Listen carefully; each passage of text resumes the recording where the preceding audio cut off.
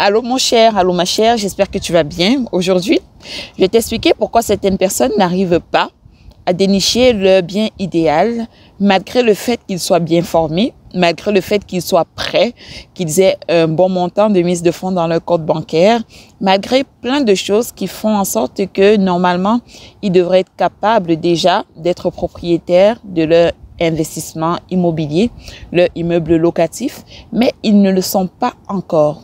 Alors, pourquoi? C'est ce qu'on va voir juste après le jingle.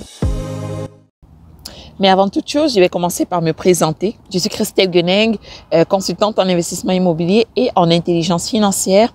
Et ici, on parle de quoi? On parle d'immobilier, on parle d'argent, on parle de tout ce qui va te servir à bâtir ta prospérité financière à long terme, une brique à la fois. Si tu souhaites être avisé en primeur des futures vidéos qui vont sortir et qui vont t'aider à faire un pas de plus vers ta liberté financière, n'oublie pas de t'abonner et surtout d'activer la cloche de notification. Donc voilà, cela étant dit, passons au sujet du jour. Donc voilà. Alors, pourquoi est-ce que certaines personnes n'arrivent pas à passer à l'action? Dans le fond, c'est ça, hein? On est prêt, mais on n'arrive pas à passer à l'action, à signer l'offre d'achat pour ce bien-là. C'est simplement parce qu'ils n'ont pas de stratégie définie. Parfois, on se lance dans la recherche de biens sans savoir clairement ce qu'on veut, sans avoir défini certains critères qui vont guider la recherche.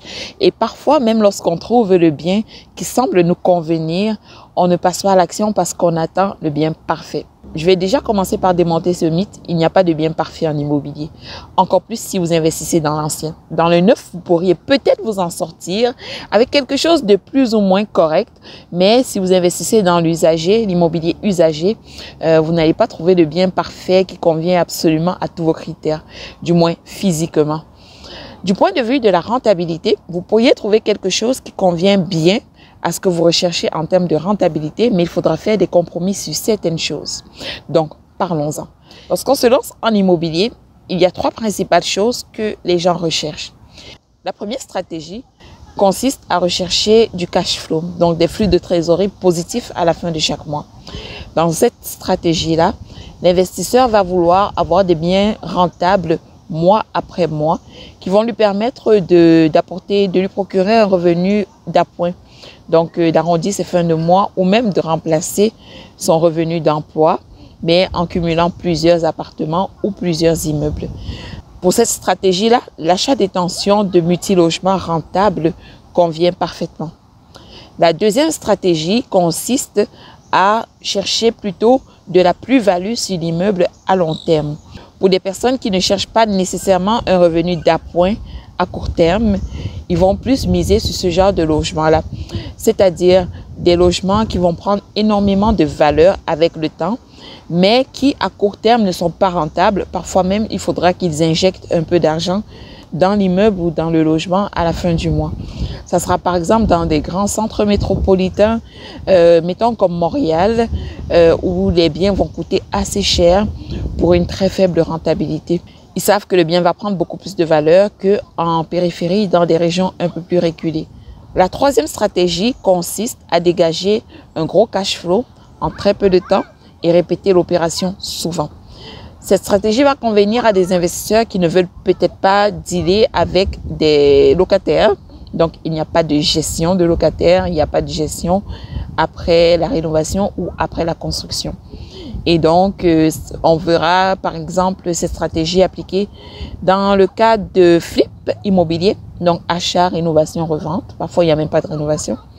Ou alors, mettons dans le cas de la promotion immobilière pour un promoteur qui construit simplement et qui ne va pas garder l'immeuble par la suite. Donc, voilà, je vous ai listé rapidement comme ça les trois stratégies. Et il faudrait comprendre qu'il y a certaines stratégies qui ne sont pas compatibles. Les deux premières stratégies peuvent être retrouvées dans un même bien parce qu'en général, l'immobilier prend de la valeur. Donc, si vous avez un bien rentable, souvent, ça sera également un bien qui va prendre de la valeur, mais dans une moindre mesure qu'un bien qui est seulement focalisé sur la deuxième stratégie qui est une grande prise de valeur. Donc, certaines personnes peuvent chercher à avoir les trois à la fois. On veut le gros cash flow à la fin de chaque mois. On veut que notre bien prenne beaucoup de valeur en à peine 2-3 ans. Et on veut également ne pas avoir à dealer avec des locataires. Et pourtant, on ne peut pas tout avoir. C'est pour ça qu'il faut bien définir ses objectifs en amont. Il faut savoir ce qu'on cherche à court terme, à moyen terme et à long terme. Et ensuite, déterminer ce qu'on va privilégier de ces 3 stratégies-là pour le bien précis ou la recherche précise qu'on est en train de faire. Bien sûr, on peut cumuler les 3 stratégies, on peut les appliquer, mais ça sera sur des biens différents. Donc voilà, si tu es buté à ce blocage-là, qui fait en sorte que tu n'arrives pas à passer à l'action concrètement parce que tu manques de clarté au niveau de la stratégie à adopter, j'espère que cette vidéo t'aura aidé. J'espère que tu auras appris quelque chose de plus et que tu pourras enfin définir ta stratégie et pouvoir l'appliquer et voir rapidement des résultats. Et si tu as besoin d'accompagnement, je suis là juste à côté. Mon programme d'accompagnement Investir dans le locatif au Canada débute très prochainement le 4 octobre et tu auras toutes les informations dans la barre de description pour t'inscrire. Profites-en parce que présentement, il y a un coût promotionnel et pour les prochaines cohortes, ce coût-là ne reviendra pas. Si tu aimais le contenu, je t'invite à laisser un pouce en haut et surtout à partager autour de toi parce que tu as probablement des proches qui souhaitent également investir mais qui ne savent pas exactement comment investir ni dans quoi investir. Merci et à bientôt.